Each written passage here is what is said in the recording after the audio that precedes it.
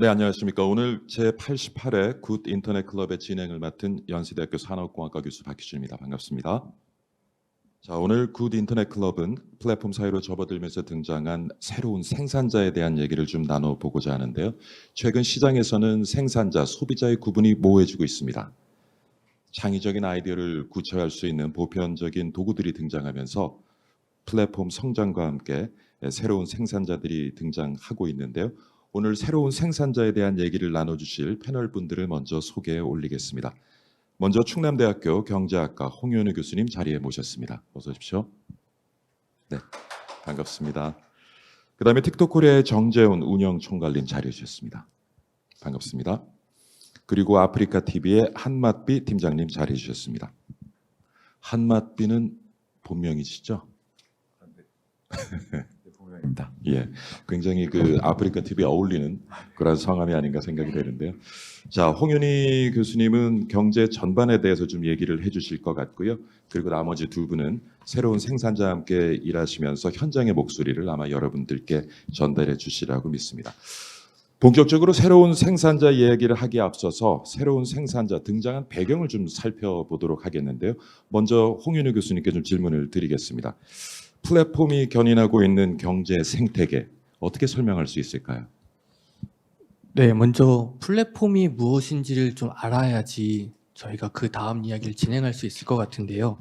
먼저 간단하게 한번 생각해 보시면 예전의 기업들은 자신들이 물건을 어떻게 가장 효율적으로 생산할지 결정하고 그것을 이제 시장이 어떻게 팔지만을 결정하는 주체였습니다. 그래서 기업의 입장에서는 한쪽만 바라보고 있었다고 저희가 설명을 하고요. 그래서 그쪽을 뭐 원사이디드 마켓, 단면 시장으로 구성을 했었는데 최근에는 지금 교수님께 말씀하신 플랫폼이라는 게 등장을 했고 그 플랫폼이 무엇일까 살펴보면 이제는 자신이 모든 것을 생산하는 게 아니고 다른 것을 생산한 사람들과 그것을 소비하고자 하는 사람들 연결해주는 역할을 하게 되었습니다. 그래서 이제는 플랫폼 기업이 한쪽만 보는 게 아니라 양쪽을 다 봐야 된다라고 해서 저희가 투사이디드 마켓, 양면 시장이라는 표현을 쓰고 있습니다.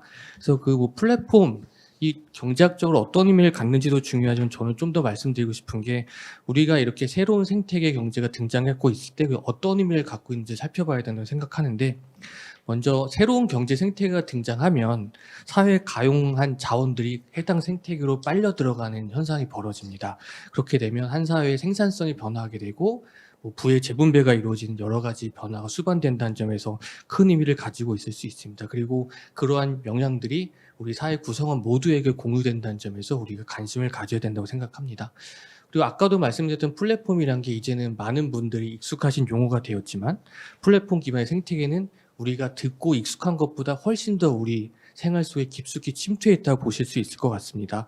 플랫폼 규모가 매우 커지고 있다는 건데 예를 들어서 코로나 시대에 급격하게 성장한 배달 어플리케이션은 다들 아시고 있을 텐데 그 플랫폼 기반의 시장 규모는 통계청에 따르면 2020년엔 약 17조 3,300억 정도였지만 2021년에는 25조 6,800억 수준까지 성장을 했습니다. 또한 그 과정에서 많은 사람들이 배달 라이더라는 직업을 선택하게 되었고 좀 더 일반적으로 말하면 플랫폼 노동자라고 말씀을 드릴 수 있을 것 같은데 2018년에는 약 한 11만 명 정도 수준이었는데 2022년에는 약 100% 이상 성장을 해서 23만 명을 넘게 되었습니다. 이처럼 이 과정에서 많은 이슈도 발생되었고 긍정적인 측면, 부정적인 측면도 많이 발생을 하고 있어서 우리가 이러한 것을 어떻게 살펴보고 대응하고 적응해 나갈지가 되게 중요한 의미를 갖는다고 생각합니다. 네, 지금 설명해 주신 것처럼 그 플랫폼이 성장하면서 이전에 대부분의 시장의 노동자들이 어떤 기업에 고용이 되어져서 생산 활동을 했다면 이제 시장의 주체들이 각자가 가지고 있는 어떤 유유자원을 활용해서 그때그때 또 생산자가 될 수도 있다는 말씀이겠군요. 최근에 이러한 현상을 우리가 이제 크리에이터 이코노미라는 단어로 설명을 하고 있는데 이 부분에 대해서 좀 더 설명을 부탁드리겠습니다. 네, 크리에이터 이코노미 아마 많이 들어보셨을 것 같은데 크리에이터 이코노미가 딱 뭐다라고 정의하는 것보다는 그 앞서서 어떤 변화가 있었는지를 살펴보면 좀 더 쉽게 이해를 할 수 있을 것 같습니다. 폴 사포는 맥킨지 보고서에서 다음과 같이 경제 변화 단계 세 단계로 나눴는데 첫 번째 단계가 생산자 경제입니다. 그래서 프로듀서 이코노미라고 했고 그 단계에서는 기업이 가장 생산을 효율적으로 하는 게 가장 중요시되는 단계입니다. 그래서 생산의 효율성이 가장 중심이 되는 가치가 되었고 그것을 바탕으로 사회 많은 중산층들이 물질적 욕구를 충족시키던 시대라고 보시면 됩니다. 하지만 1950년대 들어서 기업은 이제 시장 규모에 비해서 훨씬 더 많은 양을 생산하게 되었고 그렇다면 이 생산한 물건들을 어떻게 소비를 할까가 되게 중요한 문제가 되고 그때부터 기업들은 이제 자신들의 생산 효율성도 중요하지만 관점이 기업의 입장에서 소비자로 이동을 하게 됩니다. 그래서 우리가 그걸 소비자 경제, 콘슈머 이코노미 시대라고 부르고 그 당시에는 이제 기업은 영업과 마케팅에 좀 더 중점을 두는 시대가 됐다고 보시면 될 것 같습니다. 그리고 정확한 시점을 말씀드리긴 어렵지만 보통 2008년 금융위기 이후라고 우리가 이야기를 하는데 그때 이제 새롭게 등장한 경제 주체가 크리에이터라고 부르는 것이고 크리에이터들은 생산과 소비를 동시하는 경제 주체라고 부릅니다. 또 크리에이터들은 단순히 생산과 소비를 동시한다기보다는 생산과 소비를 합한 것보다 좀 더 근본적인 가치를 창출하는데 즉 자신만의 아이덴티티를 바탕으로 기존의 시장 경제에서 생산되거나 소비될 수 없었던 것들을 생산하고 소비하는 과정을 통해서 사회 소비자들의 선택의 폭을 넓혀준다는 데 있어 사회에 매우 바람직한 역할을 하고 있다고 생각을 합니다. 또한 이를 통해서 크리에이터들은 누구의 지시가 아닌 자기가 원하는 것을, 자기가 좋아하는 것을, 그리고 자기가 정말 열정적으로 관심을 가지고 있는 것을 할 수 있고 그러한 활동을 바탕으로 수익을 창출한다는 점에서 큰 의미를 가지고 있다고 봅니다. 요약해서 정리하자면 크리에이터 이코노미는 기존에는 우리가 생산의 대상, 소비의 대상 이렇게 구분되었던 것을 합쳐서 생산과 소비를 통합하는 하나의 경제 주체가 등장했고 그들이 이끌어가는 경제 체제라고 정의할 수 있을 것 같습니다. 설명을 아주 잘해 주신 것 같은데 그 90년대 후반 2000년대 초반 들어서면서 이제 시장에서는 과잉 공급 현상이 일어나잖아요. 그러다 보니까 그때까지 억눌렸던 이제 소비자들의 다양한 욕구가 표현되기 시작을 하고요. 그런데 아마 이런 다양한 욕구들을 기업들이 충족시키기 위해서 기업이 경영활동에 필요한 모든 자원을 확보하고 모든 것을 계획하고 통제하면서 생산활동을 하기는 아마 쉽지 않을 것 같아요. 그래서 이전에 기업이 가지고 있던 영역의 많은 부분을 이제 소비자의 힘을 빌어서 운영하고 있는 것이 아닌가 생각이 되는데 지금 뭐 크리에이터로 정의된 인구가 세계적으로 한 3억 명 이상이라고 해요. 크리에이터 이코노미 아주 빠르게 성장을 하고 있는데 그렇다면 크리에이터 이코노미 중심에선 우리 두 분께 좀 질문을 드리도록 하겠습니다.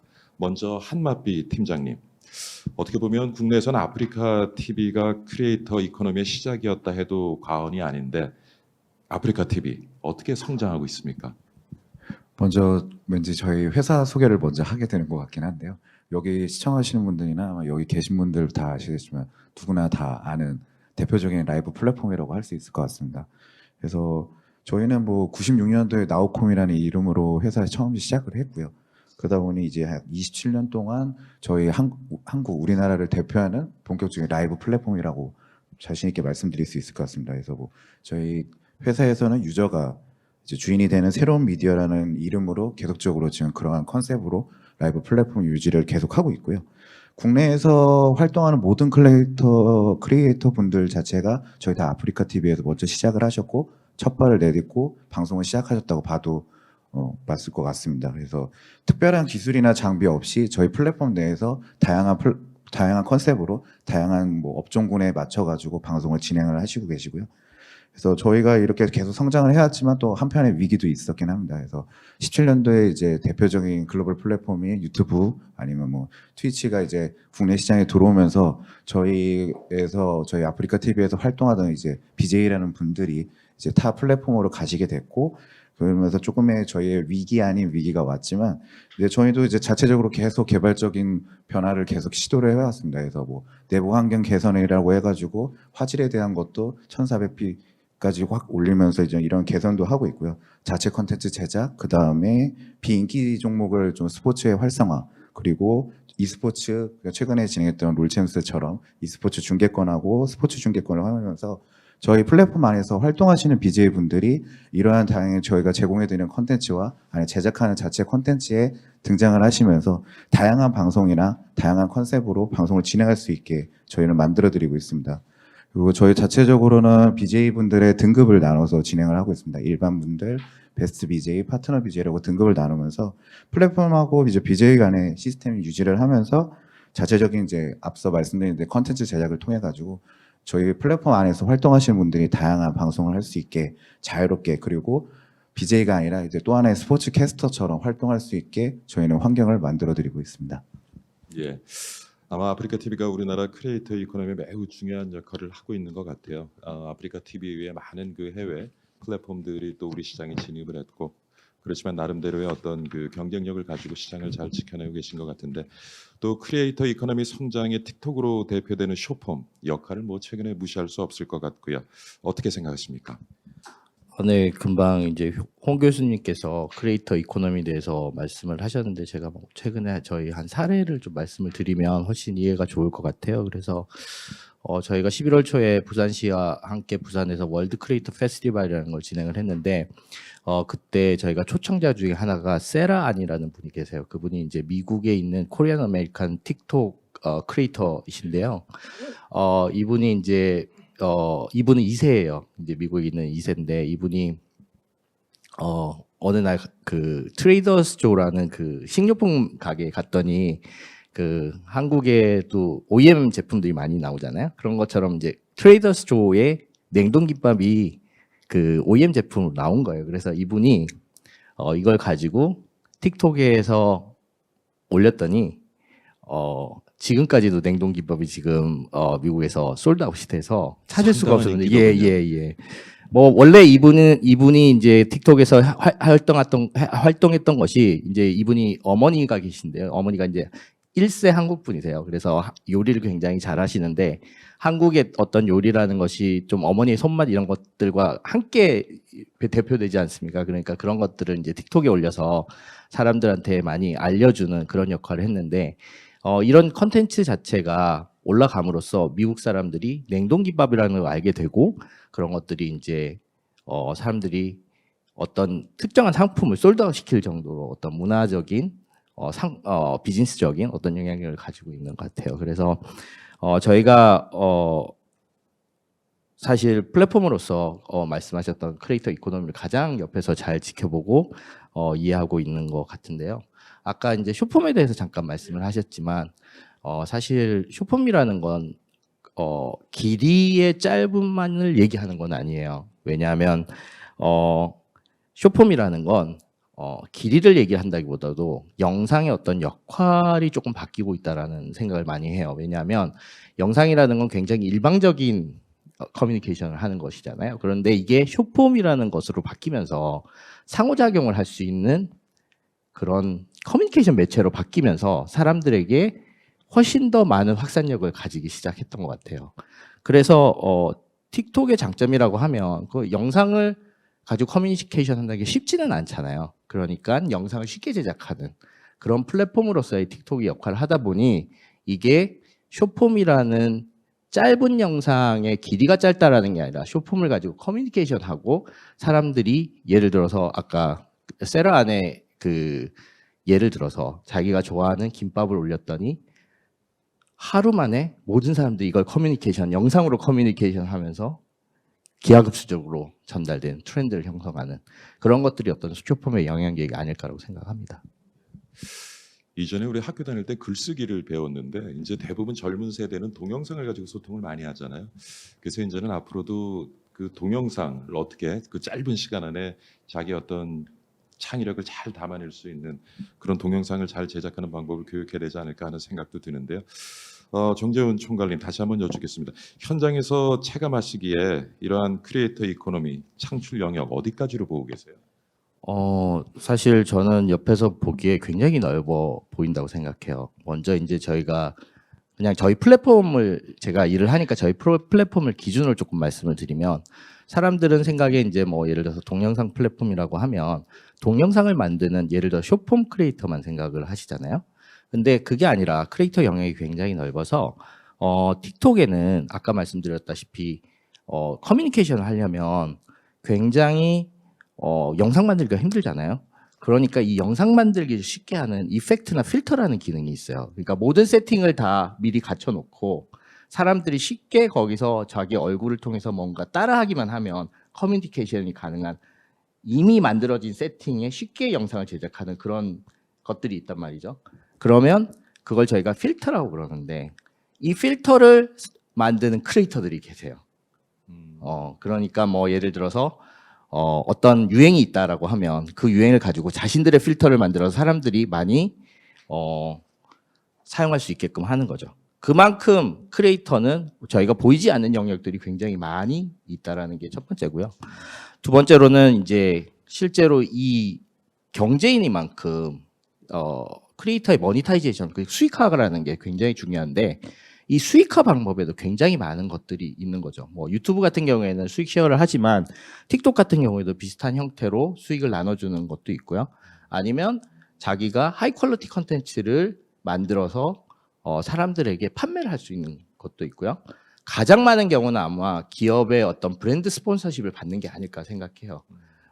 그래서 그런 방법도 있고 아니면은 뭐 예를 들면 음원을 만들어서 요즘은 이제 음원 저작권이라는 게 굉장히 중요하고 과거에는 이제 음악이라는 게 듣는 음악에 한정돼 있잖아요. 근데 어느 순간 되고 MTV가 나오면서 그게 보는 음악으로 바뀌더니 요즘은 저희가 뭐라고 그러냐면 하는 음악으로 바뀐다고 그래요. 왜냐하면 사람들이 안무와 더불어서 영상을 쇼폼으로 소비를 하기 때문에 그런 것들이 뜬다면 음악이 잘 된다고 생각을 하거든요. 그러니까 과거에는 아티스트들이 만드는 음악을 요즘은 안무가들이 만드는 형태가 되는 거예요. 그러니까 이런 식의 음악적인 거를 만드는 것도 하나의 창작자 영역이 새로운 창작자 영역이 되고요. 그래서 사실 생각보다는 굉장히 이런 영역이 많이 넓어지고 있다고 생각합니다.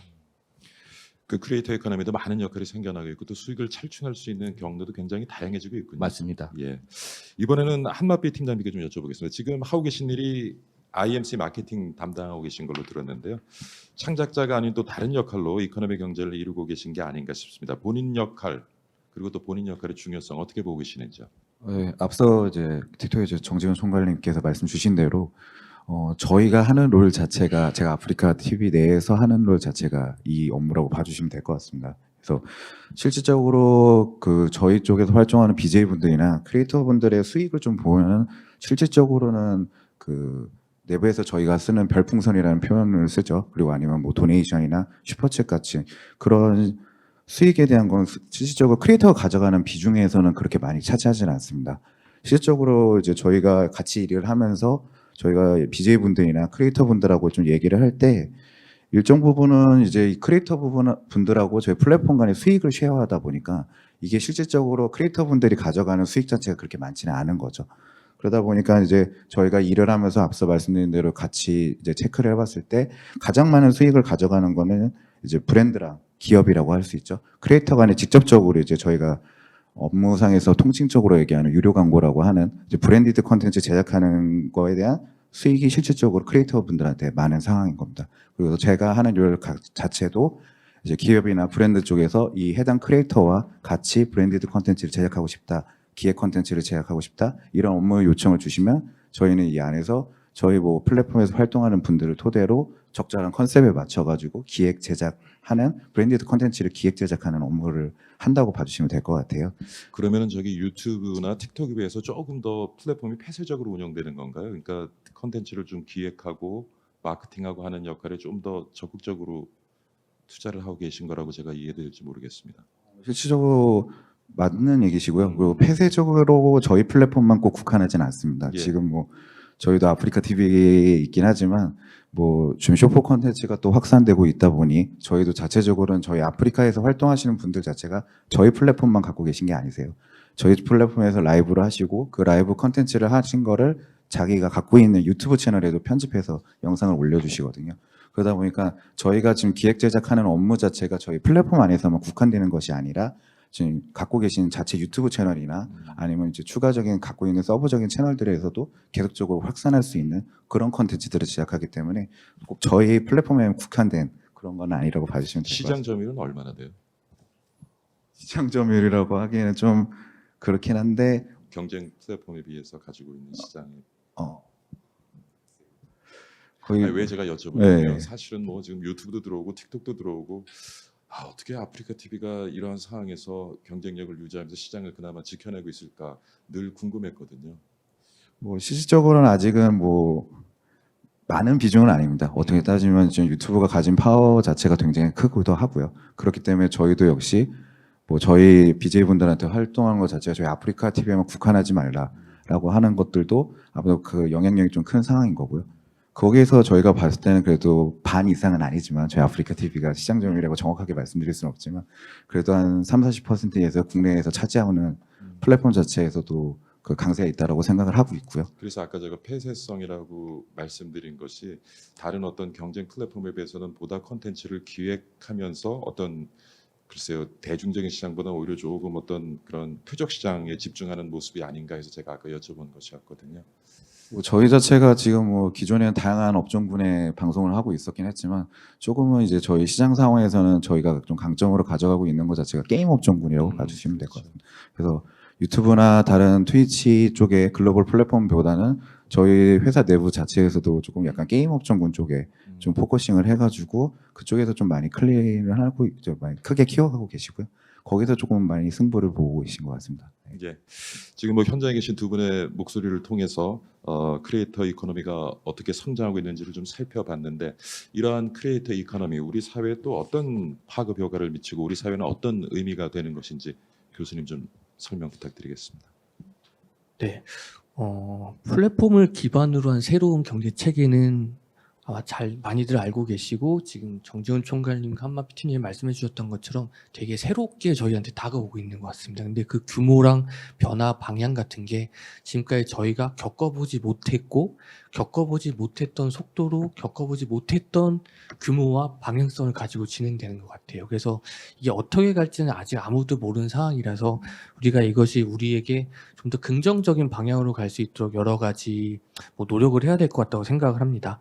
그래서 단적인 예로 우리가 흔히 얘기해본 노동시장 같은 한번 생각해 보면 우리가 과거에는 어떤 일자리가 좋은 일자리였어요? 라고 물어보면 그냥 안정된 곳에서 주어진 시간에 내게 주어진 일만 뭐 신속하게 처리하고 그냥 집으로 갈 수 있는 그리고 안정적인 봉급을 받을 수 있으면 그게 우리가 좋은 일자리라고 얘기를 했던 것 같습니다. 하지만 요즘 들어서 좋은 일자리가 뭐예요? 라고 물어보면 꼭 그런 것만이 아니고 자기의 뭐 정체성도 실현을 해야 되고 그러한 것들이 충족돼야지 좋은 일자리라고 이야기를 하는데 그러한 경우를 바탕으로 하면 과연 좋은 일자리가 무엇일까 찾아보면 크리에이터 이코노미에서 크리에이터가 그런 가능성을 가지고 있는 게 아닌가라는 생각이 듭니다. 집단에 속해서 파편화된 개인이 아니고 자신이 좋아하는 일을 하고 그것을 좋아해주는 오디언스, 뭐 팬, 뭐 시청자, 뭐 어떻게 표현했는지 상관없는데 그러한 사람들에게 교류를 통해서 자아 실현을 하고 나가 자기 정체성까지 확립하면서 경제적으로 부족하지 않는 삶이 가능해진 크리에이터들이 등장했고 그것들이 정말로 우리가 바라는 좋은 일자리가 아닐까 생각을 합니다. 그래서 많은 사람들이 크리에이터를 동경하고 크리에이터에 열광하는 이유가 그러한 것들에 대한 그 많은 사람들의 선호가 반영된 것이 아닐까라고 생각을 합니다.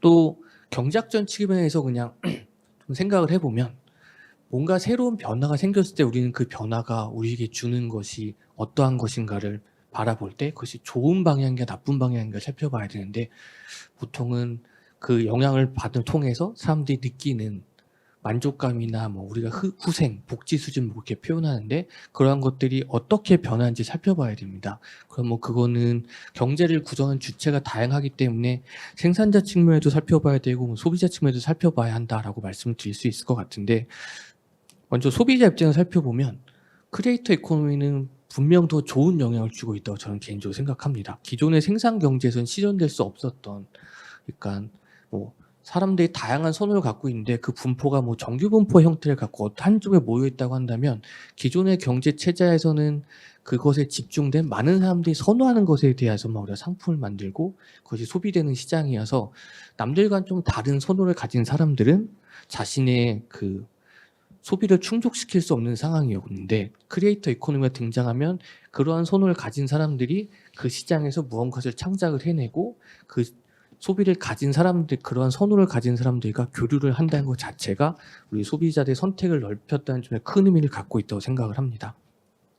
다음으로 생산자 측면에서 한번 생각을 해보면 크리에이터들도 생산성이 높은 사람들이 더 많은 수익을 얻는다고 생각을 합니다. 뭐 경제학적인 용어로 굳이 표현하자면 경제학에서는 임금이 왜 높을까요? 라고 물어보면 그 사람이 한계 생산성이 높아요. 그러니까 동일한 시간에 더 많은 것을 만들어내기 때문에 생산성이 높다라는 표현을 하는데 크리에이터 이코노미에서 크리에이터의 생산성은 동일한 시간에 무언가를 같이 창작을 해놨을 때 그것을 더 많은 사람들이 소비해주면 그게 그 사람의 생산성을 생각을 하거든요. 그래서 역시 크리에이터들도 한계 생산성이 높은 사람들이 더 많은 것을 가져갈 수 있다는 점에서 기존의 경제적 관점에서도 바라보는 게 큰 변화는 없을 거라고 생각을 합니다. 그 정리해보자면 크리에이터들이 더 많은 생산을 하면 더 많은 것을 누릴 수 있다. 라는 점에서 우리가 기존의 경제 체제 하에서 바라볼 수 있을 것 같은데 한 가지 중요한 점은 지금 틱톡의 정전 총괄님 나와 계시고 아프리티 한마피 팀장 나와 계시지만 크리에이터들이 그 시장에 들어가는 장벽이라는 게 분명 존재할 거라고 생각을 하거든요. 그래서 제가 갑자기 어느 날 크리에이터가 되고 싶어요라고 했는데 무언가를 만들었다고 해서 당장 크리에이터가 될 수는 없을 것 같아요. 그렇다면 뭔가 누군가의 도움이 필요하고 그런 측면에서 뭐 틱톡이나 아프리카에서 새로운 크리에이터들이 시장에 진입하고 공정한 경쟁을 할 수 있는 그런 지원이 필요하지 않을까 생각을 합니다. 예. 아마 저도 그 동의하는 것이 소비자의 관점에서 보면요. 사실은 이전의 컨텐츠는 대부분 뭐 언론, 방송사가 만들어냈고 게이트키퍼가 있다 보니까 사실 시장에 존재하는 다양한 욕구를 충족시키는 한계가 있었잖아요. 근데 이제는 누구나 컨텐츠를 만들어서 플랫폼에 올리고 또 소비를 할 수 있으니까 소비자 관점에서 보면 굉장히 이제 선택의 폭이 넓어질 수 있어서 좋은 거는 같은데 근데 이제 소비자가 생산자가 되었을 때 좋은 일자리 말씀도 하셨고 그런데 사실 그 지금 크리에이터 이코노미 시장을 들여다보면 물론 크리에이터가 되기는 크게 어렵지 않은 것 같아요. 그 시장의 접근성은 굉장히 지금 높아졌는데 장벽은 낮아지는 데 반해서 실제로 또 들여다보면 그 시장도 승자 독식 시장 아니에요. 아까 뭐 글로벌하게는 3억 명 정도의 크리에이터가 존재한다고 하는데 제대로 된 수익 만들어내는 크리에이터가 많지는 또 않은 것 같아요. 어떻습니까? 저는 일단은 말씀드리고 싶은 게 크리에이터 부분에서 저희가 이제 볼 때에 틱톡의 장점이라고 좀 말씀을 드리면 사실 크리에이터 저희가 인터뷰를 많이 하지 않습니까? 그러면 이제 틱톡에서 가장 큰 장점은 내가 틱톡에서 뜰 수 있는 가능성이 너무 높은 것 같아. 다른 플랫폼에 대해서. 그런 얘기를 많이 해요. 이제 그게 플랫폼의 특성에 따라 조금 다른 것 같은데 틱톡 같은 경우에는 For You 피드라고 해서 그러니까 보통 일반적으로 다른 플랫폼 같은 경우에는 제가 가서 선택하는 부분들이 있지 않습니까? 근데 이제 틱톡 같은 경우에는 틱톡이 선택해서 내주는 부분들이 있어요. 자동으로 내가 볼 것들을 선택해서 보여주는 형태가 되니 오히려 그런 형태에서의 다양한 컨텐츠를 보여줌으로써 그러니까 지금 같은 경우에는 굉장히 자기 선호에 따라서 어떤 몰입되는 그렇죠. 형태의 컨텐츠 소비를 많이 하잖아요. 예. 그러니까 그런 형태가 아니기 때문에 훨씬 더 조금 더 그런 기회는 플랫폼적으로는 가능하지 않나라고 제가 조금 생각하는 부분이 있습니다. 예. 하여튼 뭐 지금 그 시장의 진입 장벽이 낮아진 만큼 또 많은 소비자들이 또 충분한 수익을 만들어낼 수 있는 그런 구조가 됐으면 좋겠고요. 그다음에 우리 저 아프리카 TV 한번 여쭙겠습니다. 사실은 아까 교수님께서도 언급을 하셨는데 여러 가지 장점이 있다. 하지만 이 시장이 좀 더 건강하게 성장했으면 좋겠다. 뭐 그래서 우리 아프리카 TV도 어떤 그 크리에이터 이코노미의 건강한 성장을 위해서 어떤 또 방안을 가지고 계시고 어떤 계획을 가지고 계신지. 근데 한 가지 제가 아까 여쭤볼 게 이전에 그런 얘기를 우리가 많이 했어요. 왜 유튜브가 아프리카 TV 안 죽이지? 얼마든지 자본을 가지고 죽일 수 있는데 근데 그때 많이 했던 얘기가 오히려 아프리카 TV를 살려두면 우리 유튜브에서 한국 시장에서 품질 관리하기 좋다. 좀 더 자극적이고 선정적인 컨텐츠는 아프리카 TV 쪽으로 돌리고 뭐 그런 또 우스갯소리도 있기는 했어요. 예.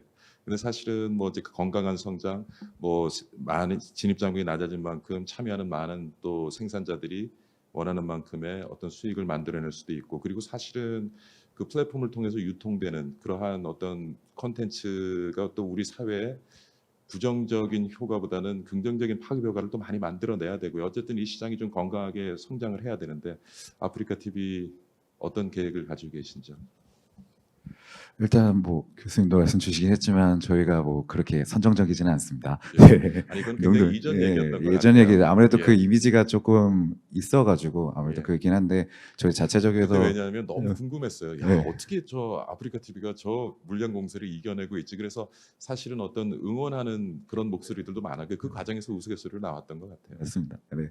일단은 조금 유튜브 자체도 지금 라이브를 하고 있긴 하지만 유튜브와 저희 아프리카 TV의 약간 그 차이점이라고 한다면 앞서 얘기드린 대로 저희는 라이브 중심의 플랫폼이고 그 다음에 유튜브는 이제 제작하는 VOD 그러니까 편집한 영상을 업로드하는 플랫폼이다 보니까 약간은 성향이 틀리다고 할 수도 있을 것 같아요. 근데 앞서 얘기드린 대로 유튜브 자체도 라이브 슈퍼챗이라는 것도 있던 것처럼 라이브를 하고 있긴 하지만 그 성향 자체가 너무 명확하다 보니까 그게 조금 저희가 유튜브랑 다른 점이라고도 볼 수 있을 것 같고요. 그리고 아무래도 좀 저희도 부정적 이미지가 많이 좀 있긴 합니다. 사실적으로 기사를 봐도 BJ라고 한다면 다 사고치고 뭐 이런 이슈들이 많은데 그 자체에 대한 건 진짜 일부분들인 거고 그 BJ라는 통칭 때문에 아무래도 저희 아프리카랑 연결돼가지고 부정적 이미지가 커지는 것 같아요. 그거 자체 내에서도 이제 저희 자체 플랫폼에서도 그런 이미지 개선을 위한 노력들을 많이 하고 있고요.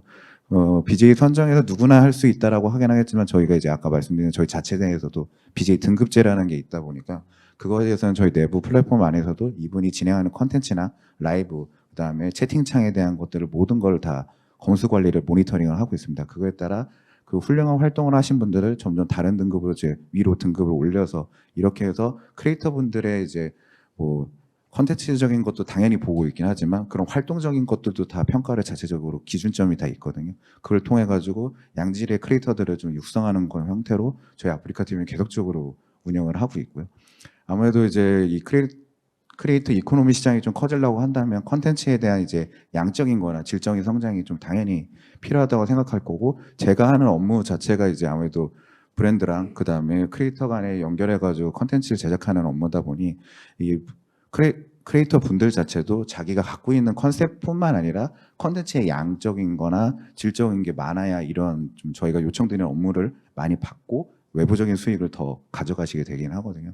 그래서 저희가 일단 이거 이코노미 시장을 좀 키우기 위해서 저희가 하는 것 자체는 이제 저희가 자체 플랫폼 자체가 라이브 플랫폼이다 보니까 그 브랜드랑 저희가 협업하는 업무 자체 1차로 이제 저희 라이브 아프리카에서 라이브 플랫폼으로 진행을 하고요. 그 영상을 자체로 이제 편집을 해가지고 해당 저희 BJ 분들이 이제 또 하나의 유튜버이시긴 하거든요. 그래서 유튜브 채널에 이 편집 영상을 올려가지고 이제 또 2차적으로 홍보할 수 있는 컨텐츠 형태로 해가지고 저희가 이렇게 아예 짜여진 사업 구조 형태로 지금 저희가 세일즈 링을 하고 있고 이러한 형태를 통해 가지고 크리에이터들도 추가적으로 자기가 하지 못했던 뭐 컨텐츠들을 좀 만들어내고 또 다른 컨셉을 만들어가지고 계속적으로 시청자들이 볼 수 있게 이렇게 좀 환경 제공을 해주시고 있고요. 틱톡이 워낙에 강소이긴 하겠지만 저희도 쇼폼이 워낙에 요새 젊은 층들한테 좀 중점이 되고 많은 걸 보다 보니까 여기서 이제 앞서 드렸던 라이브 그다음 VOD 편집 영상을 하고 끝나는 것이 아니라 쇼폼을 통해 가지고 쇼폼 컨텐츠까지 추가적으로 저희가 이제 더 이 브랜드 컨텐츠 자체가 1차, 2차, 3차까지도 확산될 수 있어가지고 브랜드나 기업적인 측면에서는 자기 브랜드들을 홍보할 수 있고 그리고 크리에이터 입장에서는 또 다양한 컨텐츠들을 좀 자기 채널에다 쌓아놓고 계속적으로 시청자들하고 접점할 수 있는 거를 만들어내고 있다 보니까 이거 자체도 저희 아프리카 TV 내부에서도 계속적으로 사업적으로도 강화시키고 있는 상황입니다. 사실 이제 플랫폼이라는 것은 생산자, 소비자 사이의 어떤 자율적이고 직접적인 상호작용을 전제로 출발을 하지만 그래도 건강한 시장의 성장을 위해서는 어느 정도의 기획과 통제 이런 것들이 필요하다고 보시는 거죠? 규제는 분명히 필요하고요. 저희가 더 그걸 더 정확히 잘 안다고 볼 수 있을 것 같습니다. 예, 알겠습니다. 다음에 정재훈 총괄님, 틱톡에서는 우리 이 시장의 건강한 성장을 위해서 어떤 노력을 하고 계세요? 네, 뭐 일단 저희 기업의 입장에서 플랫폼을 볼 때는 어떤 스테이크홀더가 있는지가 되게 중요하거든요. 그래서 이제 저희가 보는 스테이크홀더라는 거는 뭐 틱톡을 기준으로 보면 크리에이터 사이드가 있을 거고 크리에이터 있고 여기에 이제 광고를 하는 브랜드 기업들이 있고 그다음에 이제 이걸 보시는 유저들이 있고 그다음에 이거를 전체를 운영하는 이제 저희 플랫폼이 있는데 그러면 저희 이 모든 스테이크홀더들이 그 플랫폼 내에서 편익을 극대화하고 다음에 성장을 하고 발전을 하고 충돌을 최소화하고 전반적으로 상생하는 어떤 생태계를 만드는 게 되게 중요하다고 생각을 해요. 그래서 항상 그런 그 스테이크홀더들을 어떻게 잘 조화하는지가 저희의 큰 일이고 저희가 하고 있는 일입니다. 그래서 이제 저희가 오늘 이제 크리에이터 이코노미만큼 크리에이터 쪽에서 이제 보면 콘텐츠 크리에이터들에 대한 지원들을 몇 가지 영역으로 나눠서 지금 추진을 하고 있어요. 그래서 맨 처음에 가장 중요하다고 생각하는 거는 크리에이터 에듀케이션이라고 생각합니다. 그래서 크리에이터들이 아까 말씀하셨지만 새로 진입한 크리에이터들이 진입을 하게 되면은 잘 모르시잖아요. 그럼 어떻게 해야 되는지에 대한 방향성을 제시를 하고 그것들을 저희가 이끌어주는 그런 정규적인 교육 과정들을 마련을 해서 시행을 하고 있고요. 두 번째로는 이제 크리에이터 인큐베이션 프로그램이 또 있습니다. 크리에이터 인큐베이션이라는 건 어떤 거냐면 사실 뭐 최근에 했던 걸 예를 드리는 게 가장 좋을 것 같아요. 저희가 이제 부산시와 함께 부산에 있는 틱톡 크리에이터를 양성하는 과정을 시작을 했어요. 왜냐하면 서울에는 저희가 교육을 하면 많이들 오세요. 근데 부산은 그런 기회가 없단 말이죠. 그러면 저희가 부산의 특정한 어떤 도시나 지역을 대상으로 그런 인큐베이션을 하자라고 해서 그런 식의 어떤 특정한 영역에 대한 인큐베이션을 하는 그런 부분도 있습니다. 뭐 또 하나의 사례를 드리면 틱톡이 포토를 올릴 수가 있거든요. 근데 사람들이 아직 모르세요. 그래서 포토를 가지고 영상뿐만 아니라 포토를 가지고 커뮤니케이션을 할 수 있는데 그러면 틱톡의 포토 기능이 되게 좋은데 사람들이 보니까 저희가 포토 크리에이터들을 좀 인큐베이션 해보자. 그러면 포토 크리에이터들을 양성할 수 있는 커뮤니티랑 같이 한다든지 뭐 이런 식의 인큐베이션 프로그램도 진행을 하고 있고요.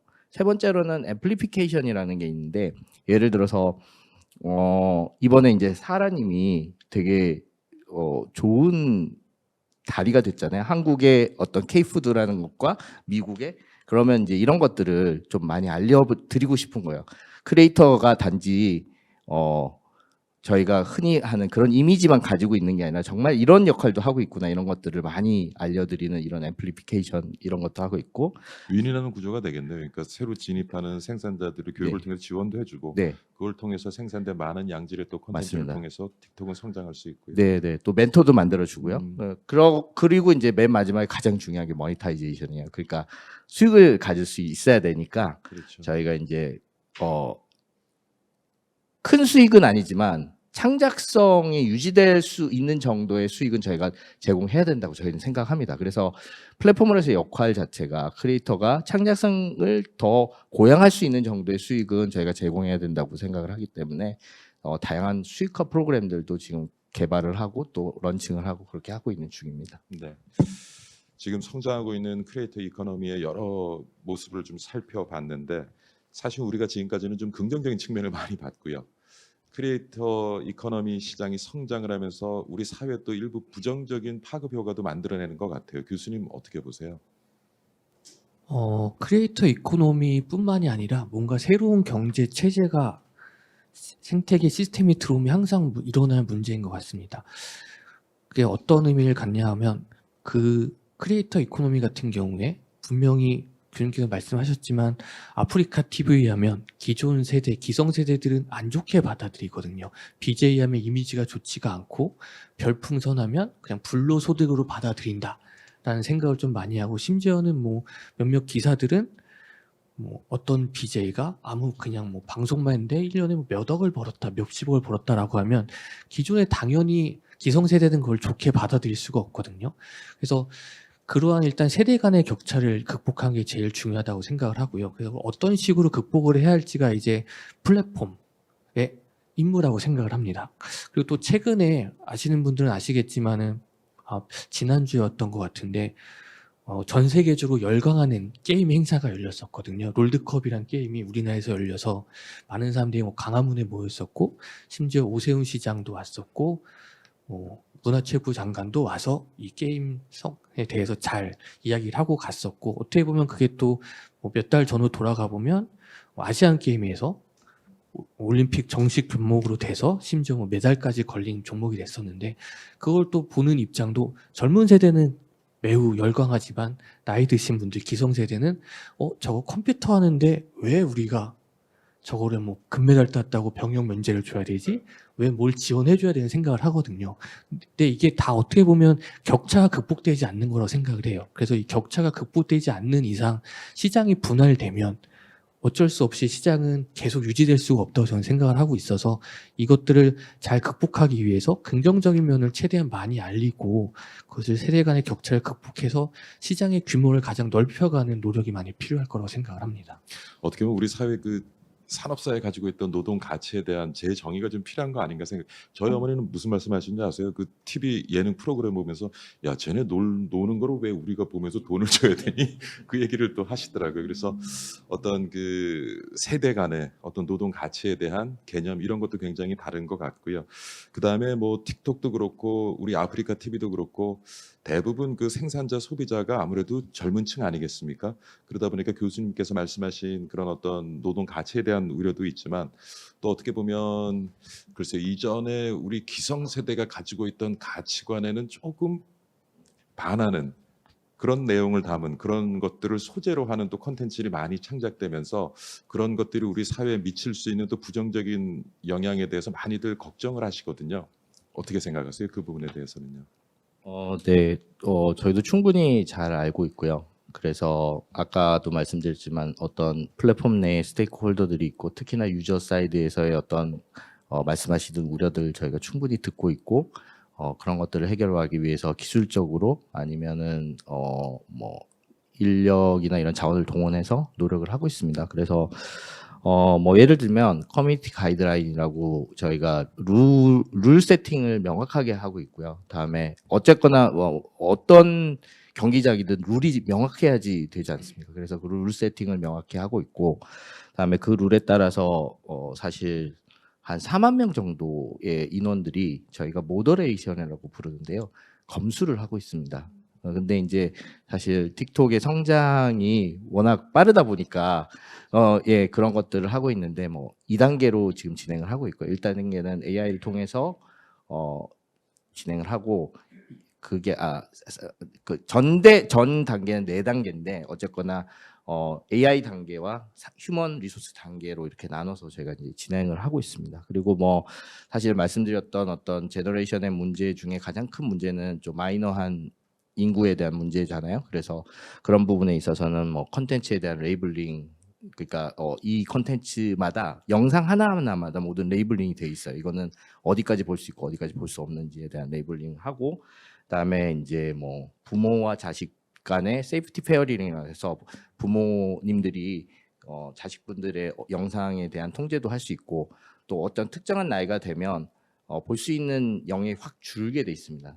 제가 그래서 그런 노력들은 지속적으로 지금 저희가 하고 있는 상황입니다. 그 사실은 뭐 20대가 만들어낸 컨텐츠는 또 20대가 즐길 확률이 높고요. 그래서 지금 뭐 50대, 60대, 70대도 크리에이터가 될 수 있는 그런 조금 환경이 구현되면은 네. 오히려 그런 어떤 이러한 그 크리에이터 이코노미가 만들어내고 있는 공간에서의 어떤 세대 간의 갈등 이런 것들이 조금 더 줄어들지 않을까 하는 생각도 해봅니다. 맞습니다.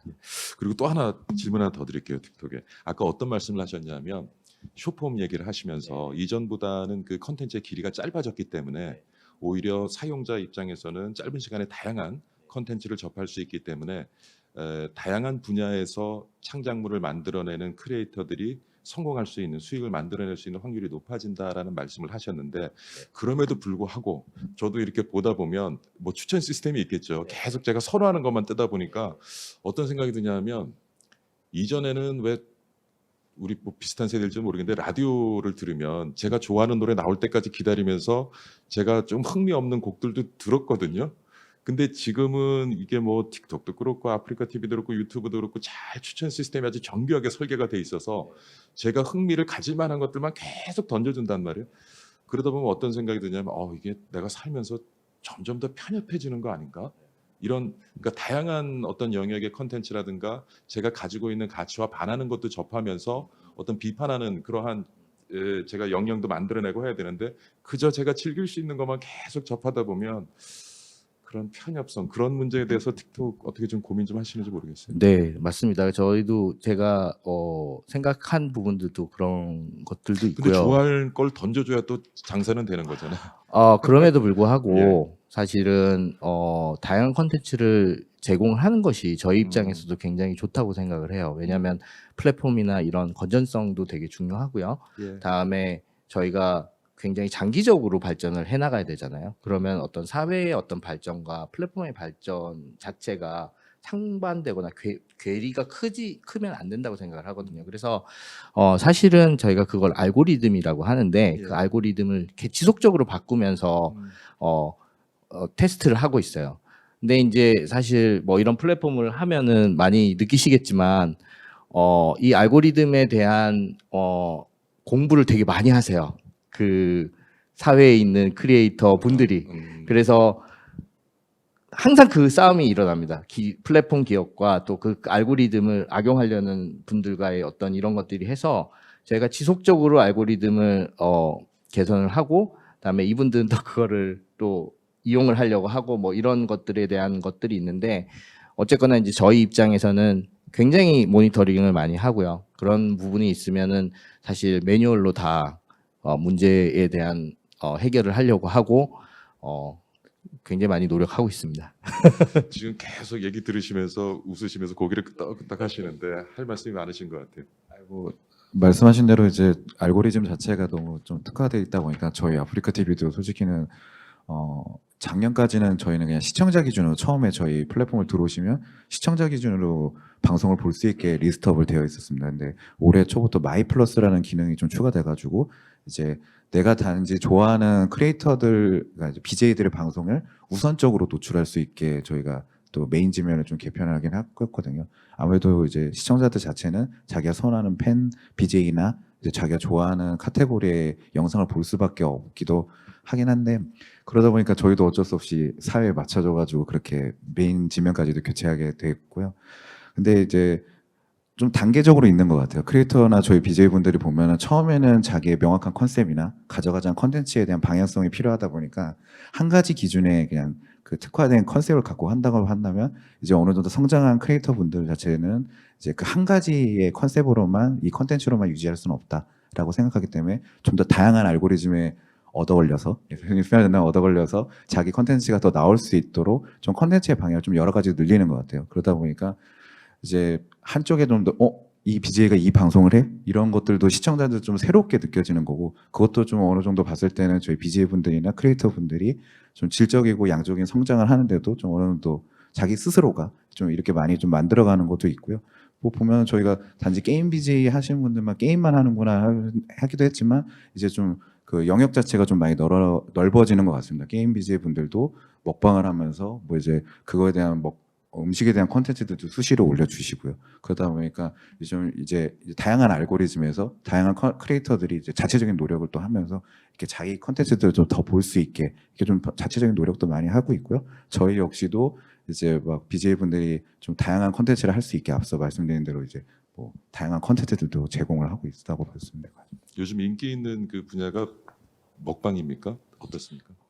뭐 국한된 건 아닌 것 같습니다. 뭐 근데 저희 플랫폼 자체가 아무래도 게임에 특화되어 있다 보니까 예. 이제 최근에 교수님도 얘기했고 그 저번 주에 끝났던 그 롤이라는 컨텐츠가 갔다 보니까 그 게임 크리에이터들이 좀 워낙에 저희 내부에선 강세이시고요. 그리고 좀 이제 아무래도 저희 아프리카 내부의 유저층 자체가 많이 좀 고령화되시긴 했습니다. 예전에 10대에서 보셨던 아무래도 오래된 플랫폼이다 보니까 10대에서 보셨던 분들이 이제는 나이가 드셔서 30대가 되시고 40대가 되다 보니까 예전에 이제 학생 때 했던 스타크래프트에 대한 그런 또 추억이 있다 보니까 작년에부터 저희 내부에서는 또 스타크래프트가 인기가 또 이렇게 되기도 했고 해서 좀 저희 플랫폼 내에서는 게임 쪽이랑 그다음에 예전에 먹방 그리고 뭐 여행 뭐 이런 것들도 좀 많이 드러나고 있는 상황이라고 보시면 될 것 같습니다. 지금 어떤 분야를 좀 살펴봤는데요.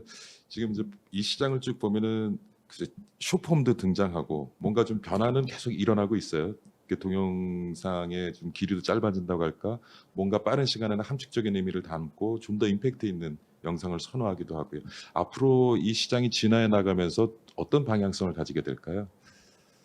저희가 최근에 가장 뜻깊다고 생각한 파트너십이 저희가 이제 방송국과의 파트너십이라고 생각합니다. 어떻게 생각하면 방송국은 굉장히 롱폼이잖아요. 그리고 그러니까 TV라는 매체 자체가 뭔가 상호작용을 한다기보다 일방적으로 그 전달하는 원웨이적인 그런 거잖아요. 근데 이제 그런 매체 하지만 이제 그렇기 때문에 잘 정돈되고 퀄리티 높은 굉장히 세련된 내러티브를 가지고 있을 수 있는 거죠. 그래서 사람들이 넷플릭스나 이런 걸 좋아하는 거고요.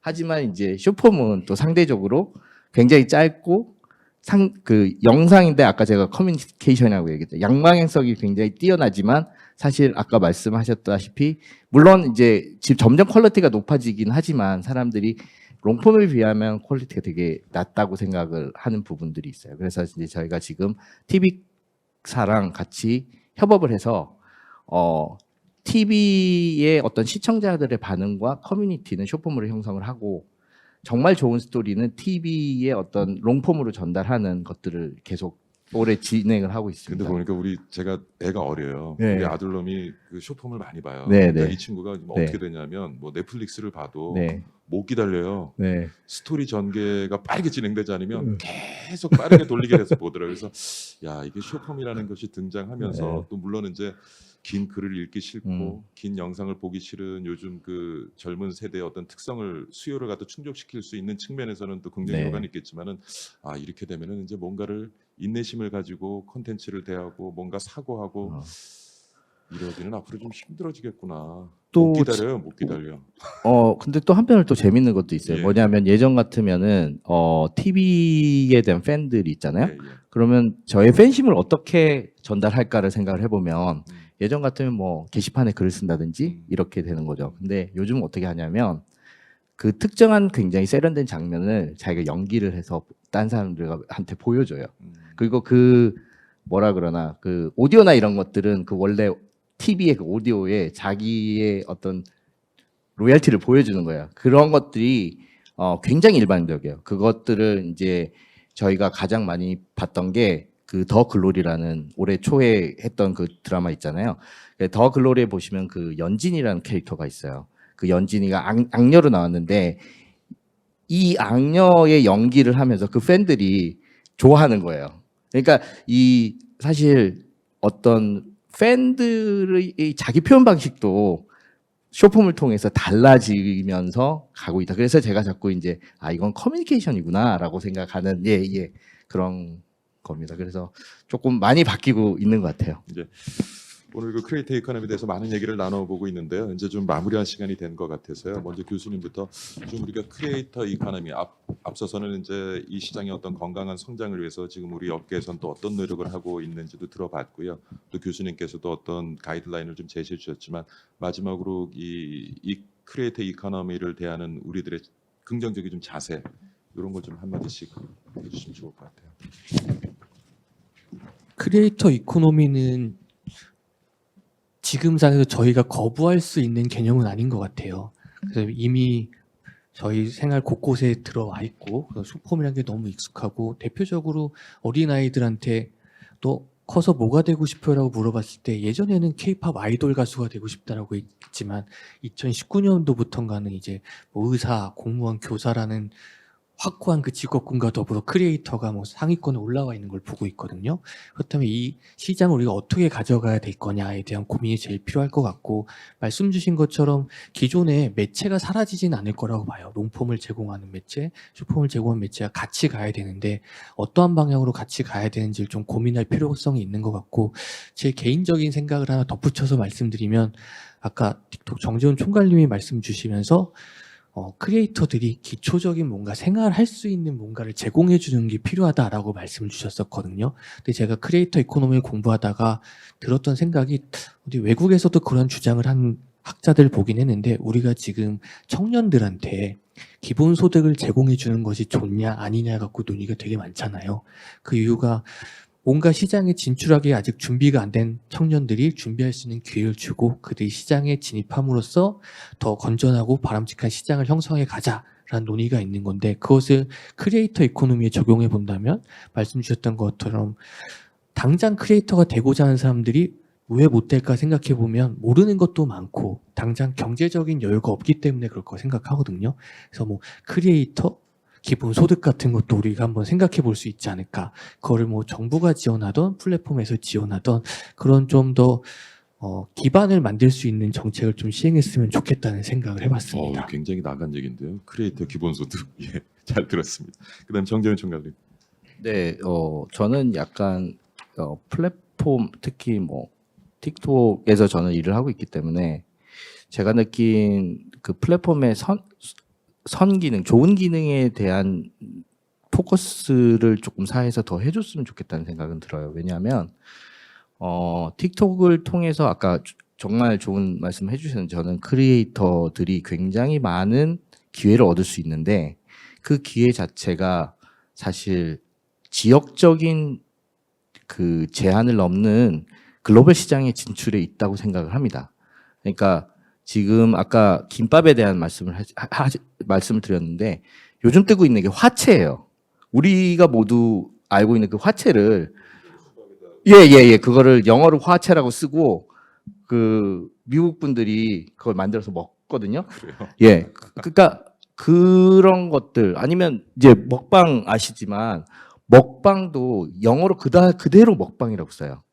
그러니까 한국말을 그냥 먹방이라고 이렇게 쓰면서 이런 것들이 해외에 하나의 문화로서 이렇게 수출이 되고 있거든요.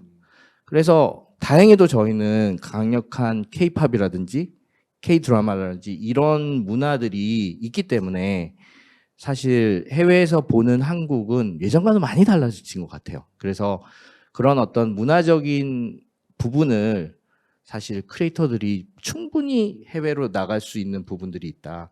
그런 부분에서 역할을 할 수 있는 것이 단지 이제 저희 플랫폼이나 크리에이터 이 역할뿐만 아니라 조금 사회적으로 어떻게 갈지가 조금 더 돼서 조금 다양한 플랫폼을 잘 사용할 수 있도록 해서 글로벌 진출을 좀 할 수 있었으면 좋겠다라는 게 있습니다. 왜냐하면 제가 말씀을 좀 들을 때에 뭔가 틱톡에 대한 좀 선입견이라든지 이런 것 때문에 조금 제한적인 반응을 보이시는 분들이 조금 있는 부분들이 있어요. 그래서 현실을 보고 정말 우리 모두가 다 수출을 할 수 있는 그런 사람들이기 때문에 그런 것들에 대한 좀 논의를 잘 했으면 좋겠습니다. 사실 크리에이터 이코노미 시장이 성장하면서 뭐 정부 부처에 가보면 대부분 하는 얘기가 다 이게 해외 플랫폼이다. 어떻게 우리가 토종 플랫폼을 만들어서 키워나갈 거냐. 그 논의를 하는데 저도 공감하는 것이 어떻게 보면 지금 우리가 사용하고 있는 이 글로벌 플랫폼을 기반으로 해서 오히려 우리가 잘할 수 있는 것들을 가지고 해외에 진출하고 그걸로부터 또 수익을 만들어내는 조금 현실적인 대안을 우리가 고민해야 되는 것이 아닌가 하는 생각에 적극 동의합니다. 그에 반해서 하지만 너무도 잘 우리 시장을 일정 영역 지켜내고 있는 우리 토종 플랫폼 아프리카 TV 예, 또 한 말씀 부탁드리겠습니다. 아까 저희 오해하지 마세요. 아닙니다. 아까 제가 그 몇 마디 드린 거는 네. 어떻게 보면 굉장히 응원하는 제 목소리였습니다. 맞습니다. 네. 그래서 저도 드릴 말씀 자체 조금 연관성은 있다고 보실 수 있을 것 같아요. 저도 역시나 이제 이 시장 자체는 당연히 커질 거라고 생각하고 아까 교수님도 말씀 주시긴 했지만 이제 워너비가 되는 직업 중에 하나가 됐고요. 그들이 이제 크리에이터들이 가져가는 수익성 자체가 되게 커졌고 이게 소비자들한테도 끼치는 영향 자체가 굉장히 커졌다고 생각을 합니다. 그러다 보니까 이들한테도 이제 저희도 BJ라는 분들을 토대로 플랫폼이 커지는 것처럼 이 BJ분들의 권리를 좀 지켜줄 수도 있고 이들이 또 제작하는 그 컨텐츠 자체를 저작권들도 좀 약간의 좀 권리처럼 만들어줘가지고 그와 동시에 아무래도 좀 부정적인 이슈도 분명히 발생할 수 있다라고 생각합니다. 그래서 명확하게 할 수 있는 그들을 규제할 수 있는 규정이나 뭐 그런 것들 그리고 기관이나 협회가 있어가지고 이런 분들을 좀 할 수 있는 것들이 좀 필요하다고 생각을 되긴 하거든요. 예전에는 없었지만 뭐 이제 저작권 협회가 생기고 뭐 가수 협회가 생겨가지고 각각 그 그러니까 연예인 분들의 이제 저작권들을 좀 보호를 하고 그 다음에 그들의 소리를 또 얘기를 하는 것처럼 어떻게 따지면 저희 BJ분들하고 저희도 현장에서 얘기를 하다 보니까 그런 게 너무 없다. 자기 컨텐츠들을 만들어내고 이거를 무분별하게 사용하는 또 기업들이나 브랜드들이 또 현재 또 있으시거든요. 그러다 보니까 이거를 어떻게 해야 될지도 모르고 단지 저희 플랫폼에만 얘기하기에는 너무 또 힘들고 그러다 보니까 저 생각으로는 계속 이 시장을 키우기 위해서는 앞서 얘기 드린 대로 이거를 통제할 수 있는 뭐 크리에이터 협회든 뭐 이런 식의 기관이나 조직들이 있어서 명확한 규제 방향이나 이런 것들도 있어야 될 거라고 생각하고요. 뭐 최근에 그 조금 성인이긴 하겠지만 뭐 7급 공무원 그 이슈가 터졌던 거에 그 공중파대에서 나갔던 이미지 자체가 전혀 연관이 없는 저희 BJ분들을 써가지고 화두가 좀 되긴 했었습니다. 그분이 저희한테도 이제 하소연을 하실 정도로 이거를 어떻게 하면 대처할 수 있냐. 근데 저희도 저희 쪽 통해 가지고 최대한 도움을 드리긴 했지만 그걸 할 수 있는 방향 자체가 너무 없더라고요. 근데 이걸 크리에이터 분들도 얘기하실 때마다 항상 하시는 얘기가 이거를 규제할 수 있거나 그다음에 이거를 어떻게 자기를 보호해 줄 수 있는 것들도 없고, 그리고 이분들이 지금 제작하는 컨텐츠 자체가 워낙에 양질의 컨텐츠입니다. 그러다 보니까 충분히 이제 비용적인 가치가 있다고 생각을 되고 그거에 대해서 합당하게라도 비용과 기준이 있어가지고 이게 좀 건강한 성장을 했으면 하는 것도 저희의 바람이거든요. 그래서 저희 플랫폼과 뭐 틱톡과 함께 저희 글로벌 플랫폼들이나 저희 토종 한국에 있는 아프리카 플랫폼 기반으로 그리고 전체 사회적인 거에 모든 것들이 좀 기준점이 있어가지고 기관이나 조직, 그래서 앞서 말씀드린 대로 이제 크리에이터들을 좀 지켜줄 수도 있고 그 명확한 규제가 있어서 좀 건강한 사회가 해서 계속적인 경제 성장이 되었으면 하는 바람이 있습니다. 네. 지금 급성장하고 있는 크리에이터 이코노미, 하지만은 조금 더 긍정적인 파급 효과는 극대화시키고 부정적인 파급 효과는 최소화시키기 위해서 아직도 우리가 해결해야 될 문제들이 많이 놓여 있는 것 같고요. 오늘도 그러한 문제에 대해서 한 머리를 맞대보는 그러한 시간이었던 것 같습니다. 자, 새로운 생산자라는 제목으로 진행됐던 제88회 굿 인터넷 클럽, 오늘 이 시간 마무리하도록 하고요. 오늘은 충남대학교 경제학과 홍현우 교수님, 그리고 틱톡 코리아의 정재훈 운영총괄님, 아프리카 TV의 한마피 팀장님과 함께했습니다. 오늘 세 분께 많이 배웠습니다. 감사합니다. 감사합니다. 네, 저는 연세대학교 박희준이었습니다. 감사합니다.